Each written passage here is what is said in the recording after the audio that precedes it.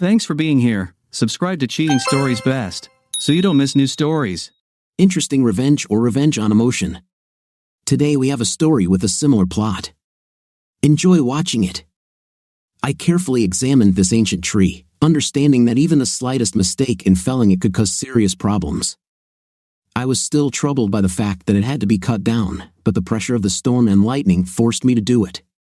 Yes, I admitted, there was more than one lightning strike. Those who claim that lightning never strikes the same place twice clearly don't know much about lightning. This is probably the oldest tree in the area, and possibly the tallest and widest as well. Before the lightning struck it for the third time, its height was about 55 meters. Where did I get my knowledge?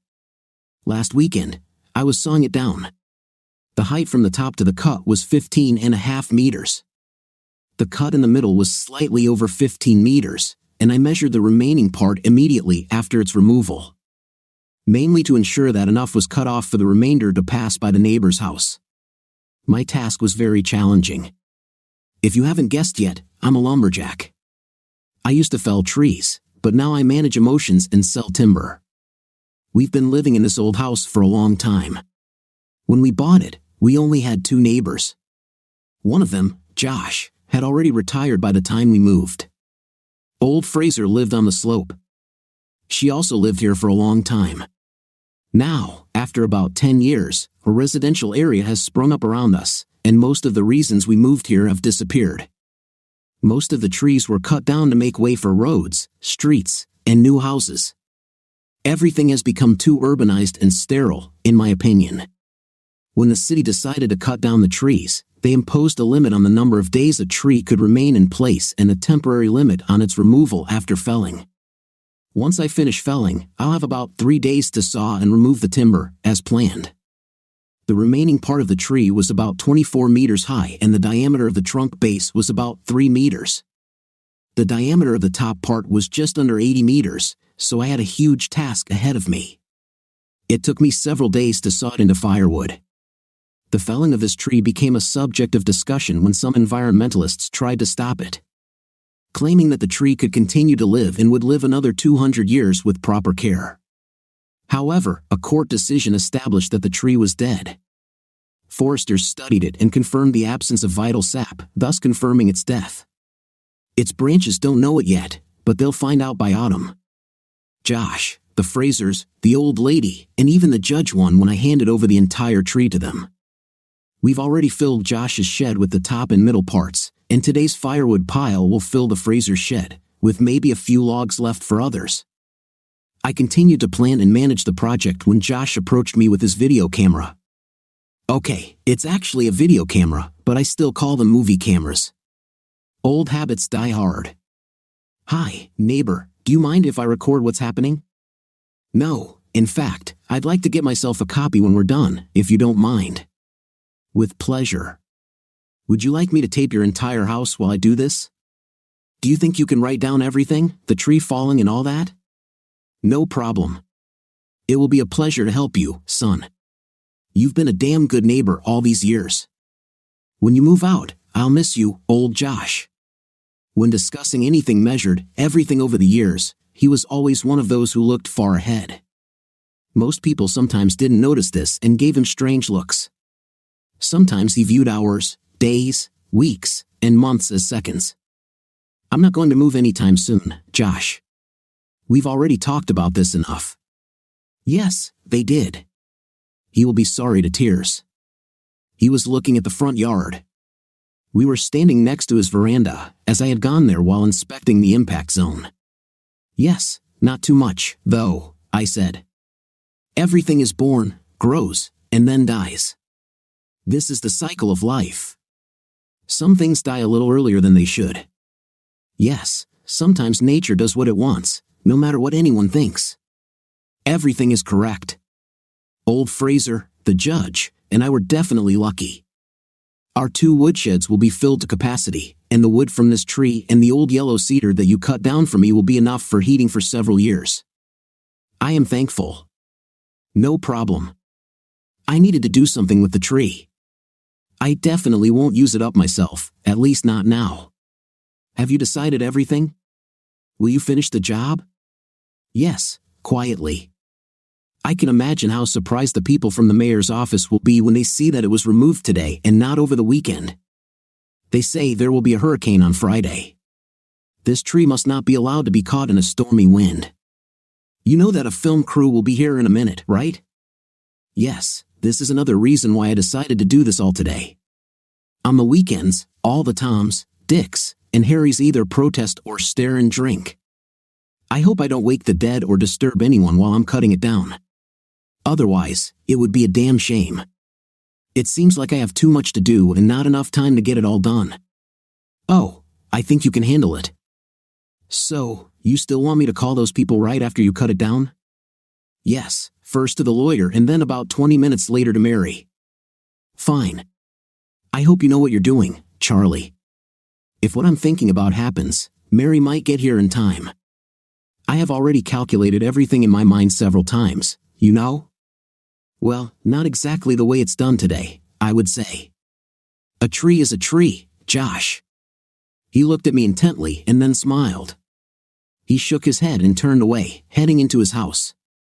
As he climbed the stairs to the veranda, he called out to me, looking over his shoulder, "Give me 10 minutes to set up the camera upstairs, and then call it a day." It will be done, Josh. I went to my pickup and pulled out a Jared chainsaw with a 16-inch blade. It was a monster, and I hadn't used it for quite some time. They don't make them like that anymore. It had a chain with refractory inserts in the teeth, and it was very sharp and deadly. It could cut through steel. This is exactly why the carbide chain was invented to cut off nails and other things buried in tree trunks. The motor had just been rebuilt, and the day before, I had personally sharpened the chain on my grinder with a diamond wheel. This chainsaw cuts very quickly and has plenty of power for the job ahead. Because this was in the city limits, I had to install a muffler on it, to Josh and my disgust. We both grew up working with loud, nasty chainsaws and loved the way they screamed as they chewed through large logs like butter. There was a whole section in the tree cutting permit that required a muffler, so I had to follow the rules. I will follow the rules. They will have to follow them too when the dust settles, I muttered to myself. I looked around again and then began to line up with the tree for the final cut. I had 3 wedges, 2 on the south end and 1 on the north end. They should help slightly correct the fall of this tree if I've got it right. The wedges in the barrel will cause it to suddenly come off like a spin or, as Jessica, my wife, would say, poet, making a full rotation before beginning its downward fall. Thus, I knew that it would move away from the remaining stump about 30 to 60 centimeters in a northerly direction. And the fall of the tree would be altered due to the lack of support under that part. My calculations are that it will fall in a west-northwest direction and land almost perfectly along the sidewalk. But since it had been a long time since I felled such a tree, I might have gotten rusty and made a little mistake. I hoped not. I really wanted it to fall perfectly. Television news reporters usually make a person strive to do everything right. I looked back briefly and saw several pickup trucks pull up next to a TV van on the next street. 2 of the guys in those pickups were talking to old Fraser. She pointed in my direction, and they all smiled widely. The atmosphere was almost like a party. Truth be told, it broke my heart. This old tree and I had our own history, and I never thought that I would be the one cutting it down, especially like this. I checked the saw again and, seeing that Josh was ready, started it up. It worked smoothly, although a little too quietly. I hated that damn muffler. I began sawing the base of the tree, trying to maintain the angle as accurately as possible. Once I stopped and knocked out some more wedges on the south side, the northern one was fine. I saw and felt movement just before I heard a crash. I stepped back, putting the saw away in a motion practiced over years of work. Turning it off, I took 3 more steps, leaving myself some room to run just in case. Sometimes even the best fellers miss something. Sometimes trees can resist even in their death throes. Just as I thought, it slid forward a little and then began to sway. I watched as the top began to tilt, and saw that I had done everything perfectly. Smiling, I began to climb onto the porch of the house. As I climbed the top step, I heard a pleasant crunch of wood and metal. There was a small squeal, and then silence. I didn't even look back because I knew it fell right. It wasn't as loud as I thought. I was surprised, glancing at Josh, who was still filming on the upper veranda. I gave him a thumbs up and a pinky sign to call. He waved his cell phone in the air and pointed at the news van. "Live from the scene," he said, exaggeratedly loudly. I understood and muttered in response, "Live." I saw the reporter move closer, but the cameraman remained near the van, which had a clear view of the front side and back of our house. I thought it would soon be very interesting here. I opened the front door, still holding the silent saw, and entered the living room. I looked at the coffee table that I had spent 3 months putting together for Jessica. It was in its usual place, except for the underwear laid out on it. I saw a bottle of wine and 2 glasses standing in the middle, neither of which had a coaster under them. Another painful thought pierced my mind. She never took kindly to this table, even though I spent a lot of time, labor, sweat, and love making it for her. I put the saw down and pulled out from the closet, where it had been collecting dust for the past 6 months. The $240 backpack that Jessica simply had to have when she started her new job. I unzipped it and started stuffing my underwear from the coffee table into it. Then, I moved and picked up a black dress and tights.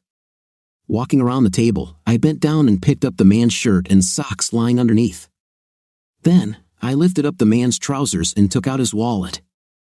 I opened my wallet, wondering why Jessica always turned his stereo up so damn loud. I guess I was lucky because if it hadn't been turned on, they could have heard a multi-ton tree trunk fall on their cars. It had its effect on them. I was glad that before I cut that tree down, those 10 buckets of cat litter were underneath them. I stopped to pick up Jessica's purse and opened it. She took out some keys and a wallet and then threw it into her backpack. I was thinking about her new truck. She loved this car very much. Modified it so that it was almost identical to her best friend's car. The only major difference was that her truck was a gas truck and her friend's was a diesel truck.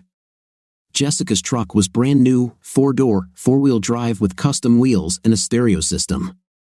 The one in front of her car looked, well, they both looked the same now that I thought about it. Only the one in front was still collateralized by the lender. Pete, my former best friend, owed about $32,000 on this monster. Jessica traded in her Beamer for a pickup and ended up owing nothing on the truck due to what her car was valued at the time. She allowed a friend to talk her into insuring her car with the state's minimum liability coverage instead of the full coverage that I recommended. Now that would suck, a nice truck fully paid for and flat as a pancake. That same friend somehow managed to lower his insurance from full coverage to minimum liability.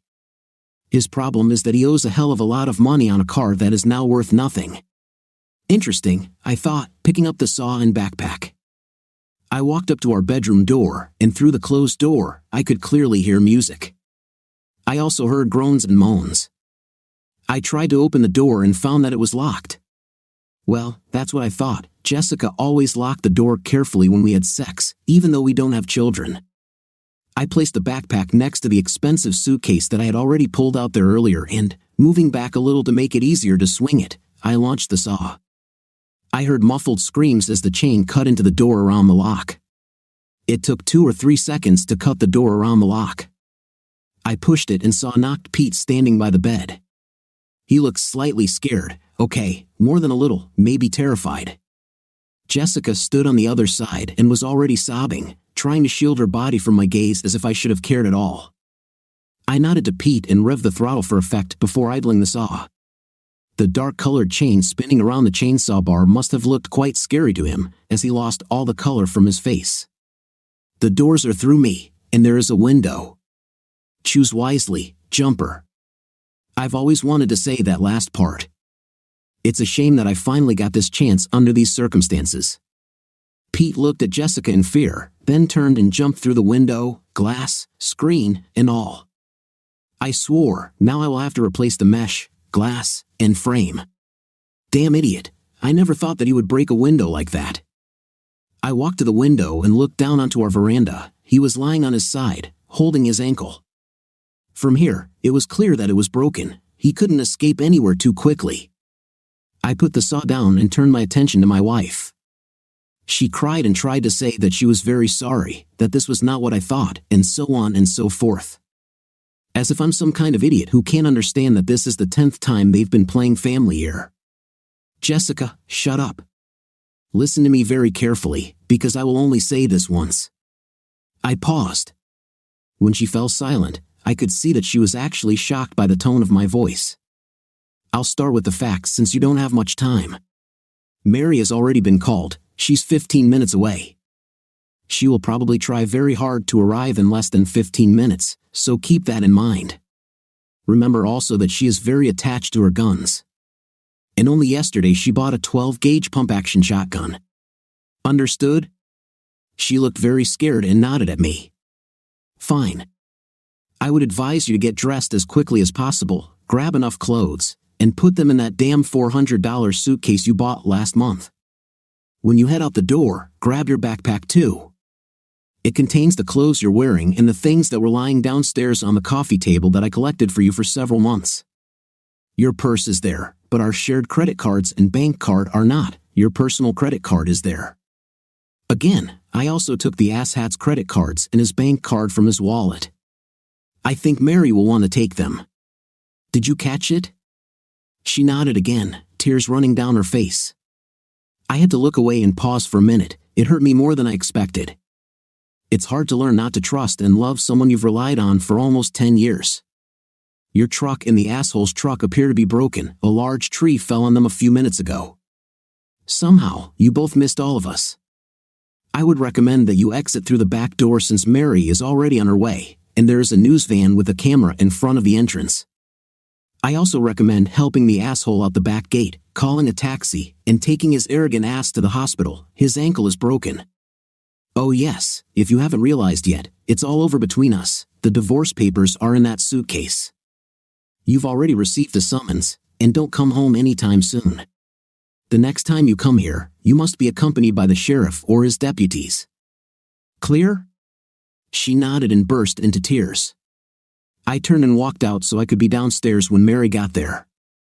I didn't want her to kill one of our halves, and I knew that her hot head could lead to her being blind and stupid at the most crucial moment. I didn't know exactly when they started the affair behind our backs. I did not care. For me, the fact that they did it was reason enough. Today, my instrument is wood. I knew about them for a whole month and tried to hide my disgust for her and for him. I discovered them by accident and then tried very hard not to give myself away. I wanted to kill them both, and I'm sure that if one or both of them had been in their trucks this morning, I would still have cut down that tree. Thank God I regained my sanity before I did something stupid, and now I have to stop Mary from doing something stupid. I hope so. As I stepped off the porch, the crowd moved closer. TV cameras were filming the tree, the battered trucks, my house, and Josh, proudly standing with his back to Jessica's truck, smiling and talking to the reporter. He had one leg kind of behind him, leaning on what was the driver's side door. He is the nicest person you could ever meet. He's definitely not some kind of crazy person. Do you know that he takes care of us old people? He always helps us, especially when he knows that we cannot do something, and he never takes anything in return. Damn good man, damn good. You wouldn't say he's bad with a chainsaw, sir. The reporter glanced in my direction every now and then, as if assessing my mood. Josh laughed out loud. Honey, that man standing over there may be the best lumberjack in the country. He doesn't miss, doesn't make mistakes, puts them where he needs them, and never misses. For more than 10 years, he held the title of State Fair felling champion. I've seen him drop 55-ton trees with internal stresses on a dime in the wind on a hillside. No, ma'am, he's not bad with a chainsaw. Unless you're on his bad side, then all bets are off. I wouldn't want Josh to be so nice to me right now. I didn't expect the whole country to know that I was a professional. My story will be hard to believe if it ends up in court. I turned around and saw my lumberjack friends driving up to the house. I noticed that Jed had his portable hydraulic log splitter behind the truck. I guessed that they would help me split the log into firewood. Hello, Charlie, how are you? It could have been better, Joe. Now I need to clean up. I like the idea with the cat litter. Cat litter? Yes, we were wondering why you bought 10 nkg buckets of cat litter at the grocery store the other day. We didn't think you had a cat. Smart, yes, well, don't talk about it, okay? I just didn't want the townspeople to get agitated by oil or antifreeze running down the drain. "Boy, remind me never to make you angry," came a voice from behind. "Joe." Max walked around Joe to shake my hand. His grip was strong, and his smile was sincere. "Is this wicked brother of mine still alive?" "Yes, Max. I think he broke his ankle diving out of my bedroom window. Thank God he didn't end up in the jacuzzi. I'd hate to have to clean his remains out of there too. I'm really sorry this happened, Charlie. I never understood this skunk. He may be my brother, but I seriously think someone switched him at birth and ran off with my real one. It's not your fault, Max. I know how it goes. I never thought he would do this to my wife. Moreover, I never thought that Jessica would do this to me." They both looked away for a moment and then began to grumble. Joe broke the mood that had begun to hang over me by turning to the work at hand. "Well, as soon as these TV people get out of the way, we can collapse this log. Max, run for your Jared. I'll take the belt so we can yank it off the trucks. Hey, Charlie, is it okay if I park the trailer over there in your driveway?" Jed came up to me and patted me on the shoulder. At that moment, I felt pleased. "Hi, Jed, yes, let's. My house is at your disposal." "Sorry for, well, you understand, Jed. You and Betty knew everything that was going on, but you kept quiet because you were afraid of what I would do. I respect that, although it hurt me that you didn't tell me. God, what could I do? Betty was Jessica's best friend, and you were one of my best friends. It was hard for me not to tell you, but Betty was sure that Jessica would end this affair soon. She believed that Jessica had to have a good reason for doing what she was doing. I was sure that you didn't do anything wrong, but these women fill all sorts of nonsense into their heads and won't let go. I didn't know what to do, Charlie. I really didn't know. It's okay, Jed, I forgive you. You are my friend, I know that, and I understand why you did this. But now everything is very neglected, right? Yes, last night Betty found out about everything from me. I reprimanded her sternly. She's still upset. She called me recently. It seems like all this crap is shown on TV today too. They even filmed the jumping out of your bedroom window naked. I hope someone recorded this on tape. Josh caught most of it on his camera, but the TV stations probably got some good footage too. There will be something to record in an album. I turned and walked away, wanting to be alone. I saw Mary speeding up the street like hell and knew I was going to need my best conversational skills. It was clear from the way she was driving that she was very angry. She stopped with a squeal about a meter away from me and jumped out of her pickup truck with a new gun in her hands. Her hair was tousled, and the look in her eyes was simply stunning. I would never want to see her get mad at me. I directly heard the characteristic sound of a shot from a 12-gauge pump-action shotgun, with a cartridge case being chambered. Looking to my left, I saw the news reporter and cameraman walking back with slight fear on their faces. Only with fear, or perhaps rather anticipation, were they hoping Mary would start shooting. This made me think a little about reporters. Mary, lower the barrel, they are gone. He broke his ankle after jumping from his bedroom window, and Jessica took him to the hospital. I wasn't sure if Jessica had done something like that, but I hoped she listened to me. She knew Mary well enough to know that she sometimes lost her temper easily, and when that happened, she always went beyond madness. I'll shoot them both.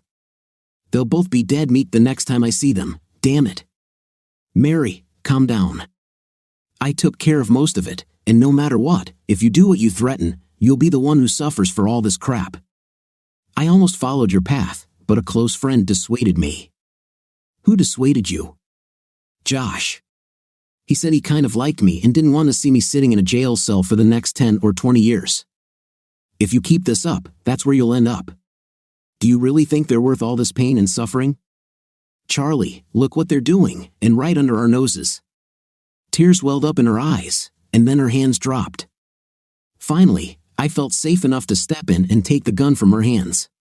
She reluctantly gave it to me, and I just put it in her pickup.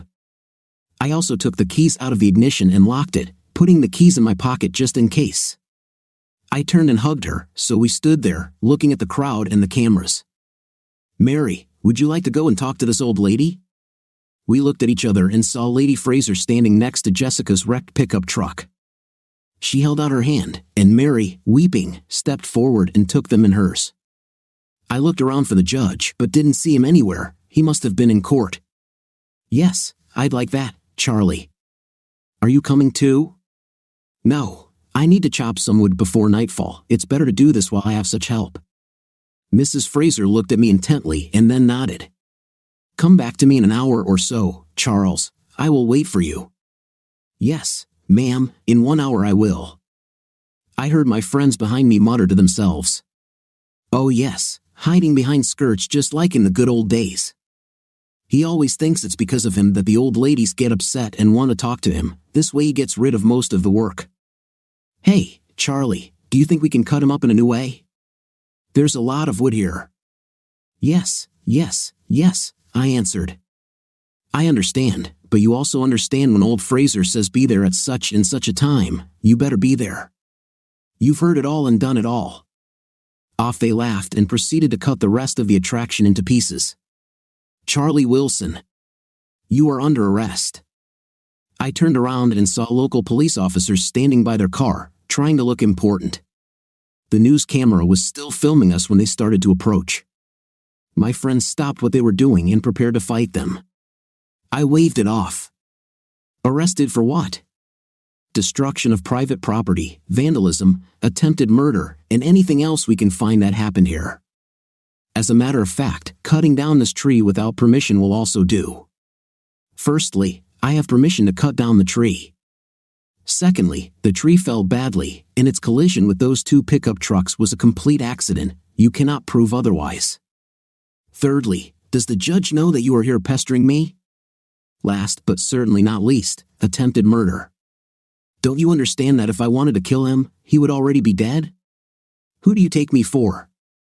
I have common sense, unlike both of you. Come on, get out of here. This last remark made them look at each other, and then silently turn and walk away. The judge I was talking about is a real judge. He is my friend and neighbor. Despite everything that had happened recently, he still acted like and was a good friend. They didn't want to deal with the judge because he could and would make their lives miserable for a long, long time. An hour later, I was walking along the sidewalk to see old Fraser. The guys were finishing cutting the sections, and Jed was busy splitting the wood from each section. Two more of my friends showed up with their pickup trucks and trailers and were busily loading up the split wood to transport it to Mrs. Fraser's barn. They sent me away, saying that I didn't work for them and might as well go to old lady Fraser. To be honest, I needed a break, at least to recover a little. It was a hard day. Sitting down in a large, soft, and very ancient chair in Mrs. Fraser's living room, I saw Mary sitting calm and quiet. Her eyes were red, but overall, she was much better than she had been recently. I dropped the keys to her pickup truck into her lap. I think you've calmed down and won't make me worry now, right? Yes, I think now I won't. Although tomorrow, I will hunt for a lawyer, she answered sadly. My lawyer said he will help you if you want. In some ways, it will be easier since he now has a lot of information about both of them. Of course, you might need your own, it's just an idea, that's all. I will talk to him. I was told that she is the best in these parts. Okay, then, I'll go see her. How are you, Charlie? It must be very painful to learn this. I'll be fine, although I think it will take some time. You and I, we're both in so much pain. I think we can lean on each other from time to time, if you want that is. I don't mean anything other than talking and stuff, you know. It's just like you, Charlie, you're in a lot of pain right now too, and instead of worrying about yourself, you keep worrying about me. I guess we'll talk to each other, but you're right about there not being much more. I don't think I'll be able to experience anything else for a while. I nodded, understanding her feelings perfectly. What was it like to watch that old tree crush their trucks? The feeling is great, I admit. I am still upset that I had to cut down this tree, but the cause it served, it was worth it. I'm sure Pete will regret changing his insurance. Does he still owe a lot? I asked, just to reinforce my guess as to how much. I figured he was still stuck behind that big pile of scrap metal. $31,900 and some change. Yes, it will cost him dearly, but not as expensive as I'm going to screw him. Do you think she and Jessica will stay together? I asked, surprised at how much she loved this. I don't know what she saw in him, and if I'm not mistaken, as soon as he is discharged from the hospital, he will run away. This is the second time I've caught him cheating, and if Jessica dates him, he'll get a lot of her too. She was damn stupid to lose you like that, so maybe she's not as smart as I always thought. Well, Pete has his own business, that's already something. Mary started laughing loudly. I must have looked very embarrassed at that moment. Oh God, this is my business and has always been mine. My name is on the land title, business licenses are in my name, as are loans and other legal matters. He doesn't have a damn thing. I thought he owned everything, and you work for him, did he tell you that? Well, exactly. Knowing him, this business has always been mine, he just worked as a manager. I inherited it from a lonely uncle when he died. Pete also had nothing to do with him growing up the way he did. To be honest, it has always been mine, and it was my efforts that brought it to the state in which it exists now. Pete is the figurehead. Oh, I think you'll be fine in any case, better than mine. This is good, I'm glad that at least one of us will be a winner in this deal. I guess Jessica will have to look for another job. Oh, Charlie, you'll be fine too, I know you, and I know how this whole damn city feels about you. Everything will be all right, believe me. Jessica, on the other hand. I heard my ex-wife's future employment dying at these words. At that moment, Mrs. Fraser came in with cups of coffee. So, young man, have you talked to the judge yet? No, Mrs. Fraser, this is not quite the right time for this, maybe in a month or two. Call him and make an appointment right now, he's furious about what happened between you and Jessica. He's angrier than a fury at Pete and Jessica, he thinks highly of you, as do I. Judge Fraser can't do anything about it, ma'am. Honey, he can because of all this. You filed for divorce from Jessica, a judge will likely preside over the trial. He'll make sure neither she nor Pete ditch you, he owes it to you, he said so himself. Ma'am, the judge doesn't owe me anything. You've given his family a lot over the years, Charles, the firewood given to us is just the tip of the iceberg, and you know it. You always took care of me, even when my worthless grandson did dirty tricks on you. That's a different matter, Mrs. Fraser, that's not the point. Young man, Pete Fraser has our last name, and he may be my grandson, but he's a worthless idiot. What he did here today will live on in my family's memories for years to come, and not with pride and joy. You have always been the best friend to him, Max, and all of us. He, like no one else, should have known that you would not like him playing with your wife. We just hoped you wouldn't kill him, although he certainly deserves it. That's why it's so damn hard. We all love you, son, even the stupid little man Pete has turned into. It just kills us. Thank you, Mrs. Fraser. It was quite unpleasant, damn it, son, you are a master of understatement. By the way, why don't you call me old Fraser now? Isn't that what you call me when I'm out of earshot? I blushed deeply. Mary jumped and looked at her in shock. What, didn't you realize that I always knew that everyone called me old Fraser, Charlie? You of all people should know that. I know everything. Yes, you are right, ma'am. I regret that. There's no need to apologize, young man, she began irritably. I'm used to considering it an honor. As soon as you say old Fraser, everyone knows who you're talking about. And don't think I don't know that you all respect me deeply, despite the fact that some consider it disrespectful. I like it anyway, after all, I'm no longer a naive girl. Yes, ma'am. Now go call the judge. He expects a call soon. He has a lot to tell you, and I've known him for almost 50 years, and he always gave damn good advice to those who would listen. Yes, ma'am. Have you ever felt like a schoolboy who was caught smoking in the boys' room or maybe spitting chewed paper in class?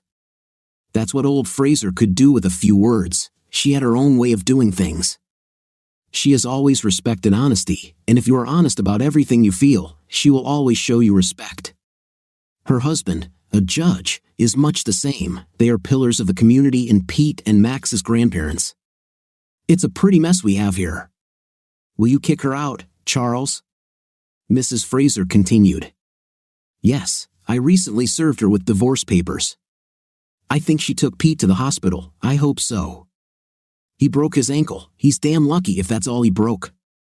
We were afraid that you would break his neck or perhaps shoot him. By the way, well done for felling that tree. I've never seen anything better. Thank you.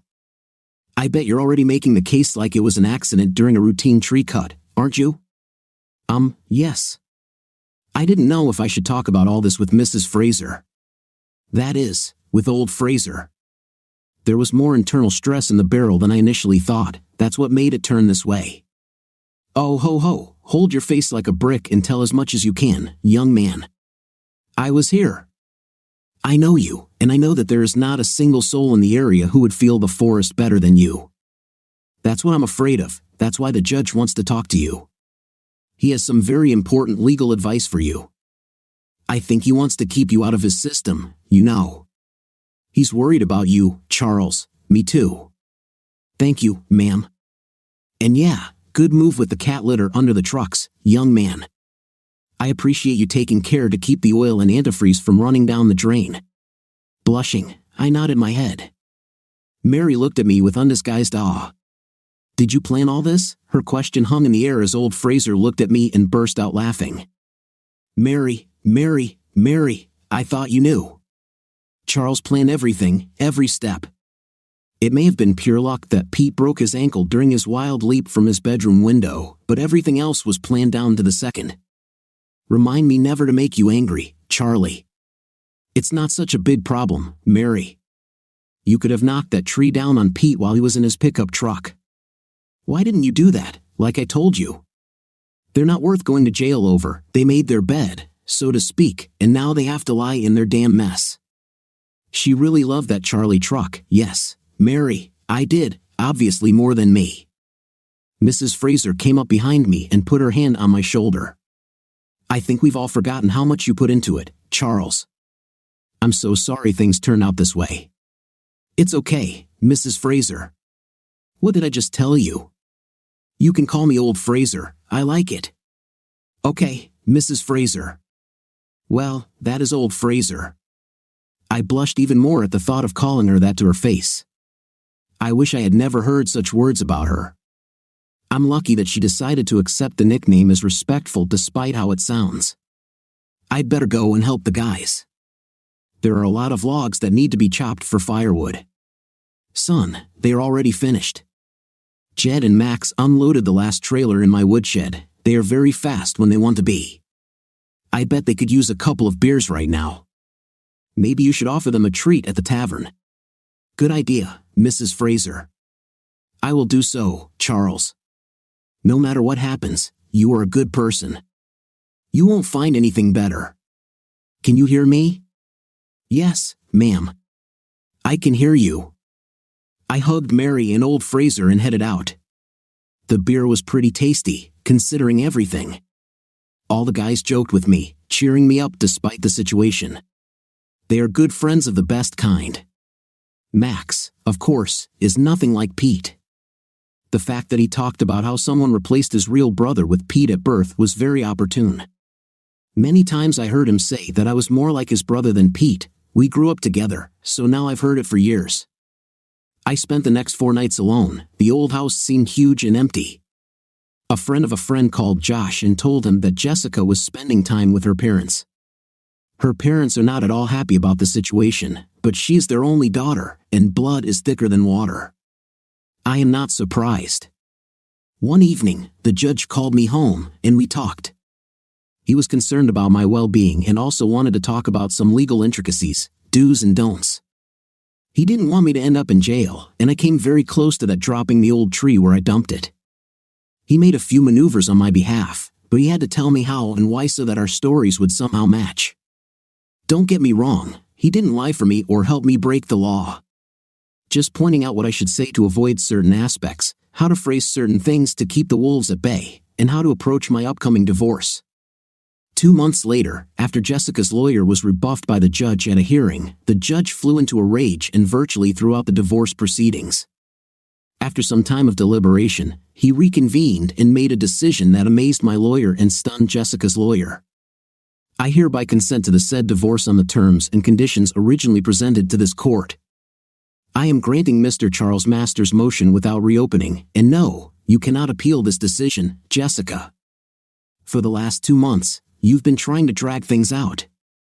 I can only assume that you are trying to get Charles to drop his divorce suit against you, and I cannot agree with your tactics. On top of that, I'm sick of it. You did it, and now you must understand that it is time to pay. Charles offered half of the total property, and in my opinion, this is more than fair. Jessica did not expect the suddenness of the decision and was taken by surprise, but soon became involved again. Your Honor, my client deserves better. She supported marriage in the past, and... Young man, if you continue, I will find your words in contempt of court. I'll throw you behind bars and maybe throw away the key. Am I making myself clear? Yes, sir, Your Honor, sir. Jessica, I want to say a few words to you before you go alone. The judge looked sad as he said this. We were all moved. I was interested in what the judge was going to discuss with Jessica, but at that moment, I just wanted to get out of the courtroom and get some fresh air. Jessica, I don't quite understand what you're trying to achieve. I know you don't want a divorce, but can't you see how rudely you rubbed your affair with Pete in Charles's face? Dear God, young woman, you traded a nice car for a pickup truck that looked exactly like his. What were you thinking about? Jessica looked at the floor. She didn't know what to tell the judge. She had an affair with the man's grandson, who was her husband's friend. She still didn't know how or why it all happened. All she knew was that the little playful attraction had escalated into a rather dangerous situation over the past months. She had been thinking and trying to figure out why she did this to her husband, and she had no answer other than just because I could, and this did not suit her feelings. She knew she screwed up.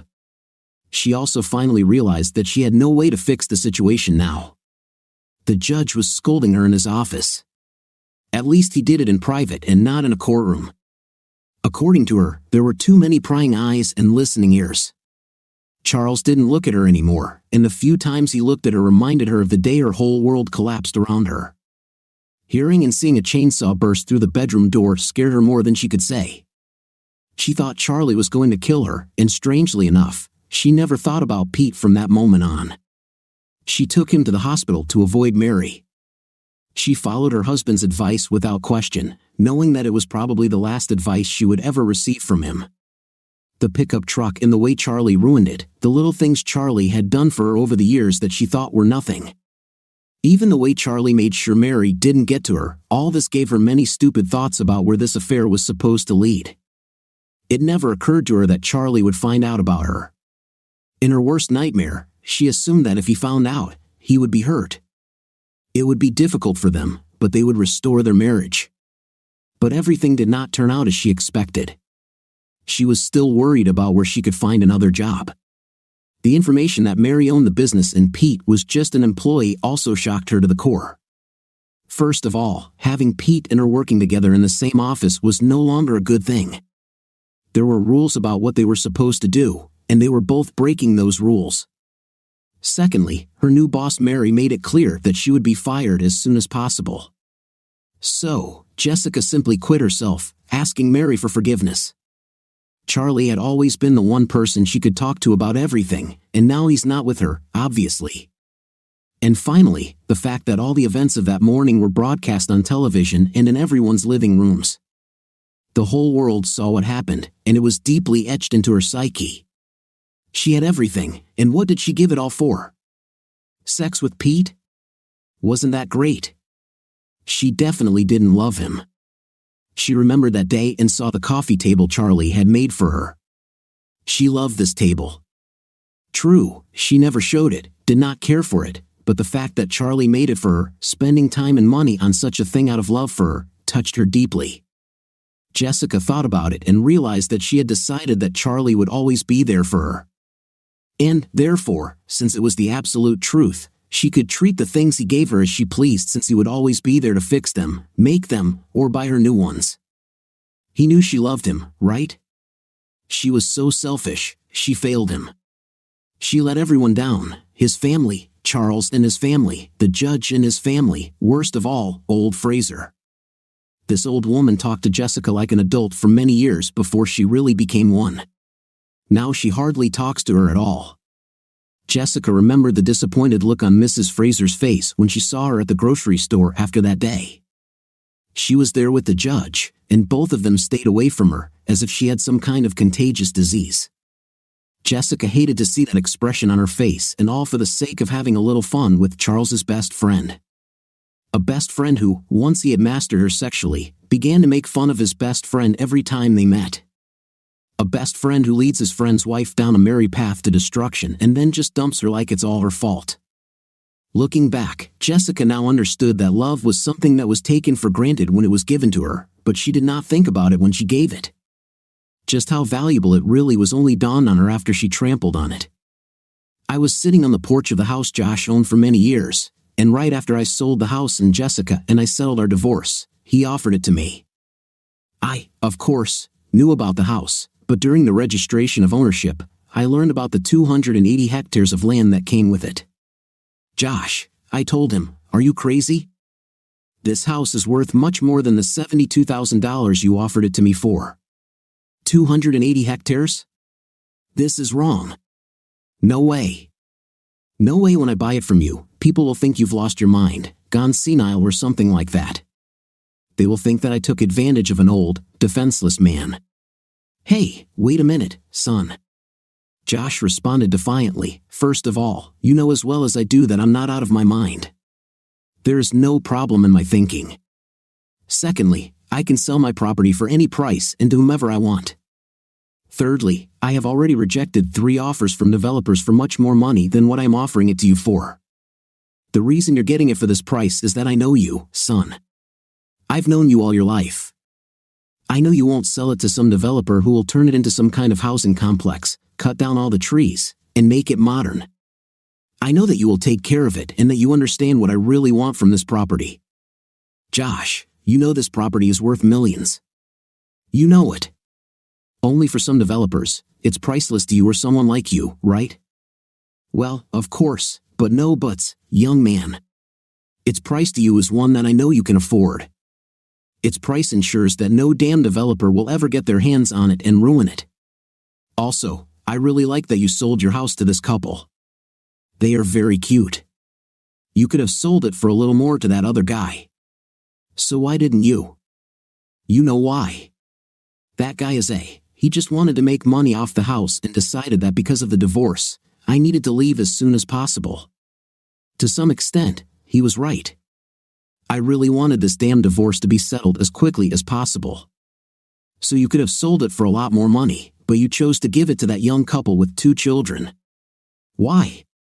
Because they reminded me of a time when life was better, and I wanted to help them. I trust that they will do the right thing with this house. Oh, now I understand.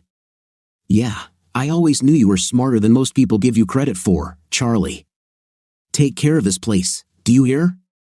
It's nice and quiet here. I can look down from the mountain and see the entire valley, the city lights, and even my old neighborhood. I installed a jacuzzi on one side of the house and a nice veranda on the other. With the other additions I made, it was no longer just a cabin, but I will always call it a cabin. I built a garage separate from the house, but with a covered walkway with it, an old hip-roofed barn, and a workshop. I had a wonderful place to live and relax. The paddock gave the place a rustic feel, and I got it into usable condition. I even rented it out for 6 horses to some city residents from below for horse riding. They had 280 hectares of private territory, and behind it, of course, a whole forest of the national park. I still work for the same company, doing the same thing, monitoring the sale of timber and leading teams of lumberjacks. Keeping these 6 horses also brings me a good income. Josh still comes to see me on the weekends from time to time, as does the judge and Mrs. Fraser. Of course, my old friends also come. I haven't seen Jessica since we signed the papers, and honestly, I miss her. I really miss it. I don't miss what happened, and I wish it would all go away, but at the end of the day, life's lessons are sometimes unforgiving and hard to deal with. I started dating this cute girl after I had been on a few really casual dates.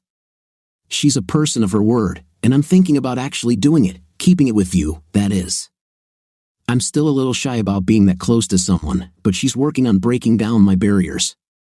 Even when she is at work, I can see her because most of the time, she is on TV. That's right, the TV reporter who was there the day I cut down the old tree kind of caught my attention. This happened sometime later, and I learned a lot of lessons too, but she was interviewing me for an article about logging. I asked her out, and the rest, as they say, is history. She still had a picture of that old tree lying across those two pickup trucks. It made its way onto the internet, being used in several jokes on TV shows and even in funny birthday cards and the like. She managed to sell the rights to it. Well, I still laugh at Jay when he comes to visit and sees it framed on the mantelpiece. This is because the photo frame is made from the same wood. Instead of the usual gun or other crap hanging above the fireplace, a hone saw hangs in pride of place above it. I never use it to see anything anymore and haven't since that day, but Jessica knows. She's still working. I turned her on a couple of times, just playing with her from time to time. She glances at her and shudders. I asked her about it, but all she says is that she never knew how well this saw could cut wood. She also mentions from time to time that Jessica was very stupid for doing what she did and the way she did it. I would agree with her. In the end, Jessica lost a damn good pickup truck and ended up with, well, not exactly nothing, but she doesn't have me anymore, and I know that bothers the hell out of her. Jessica, on the other hand, is happy and at peace, knowing that I am a one-woman man, always have been, and always will be. I have experience of what life can be like when a person is unfaithful. If you look closely, you can see stains on the wood of the old photo frame. Oil and antifreeze are well absorbed even into undried wood. I made sure when I created and varnished the frame that the stains would remain. It kind of smooths out everything, doesn't it? I know it helps me think about what's important in life. What do you think of our story today? It sounded interesting enough to me because of the husband's unusual job and his invented revenge. What's your opinion? Write in the comments. See you in the next videos.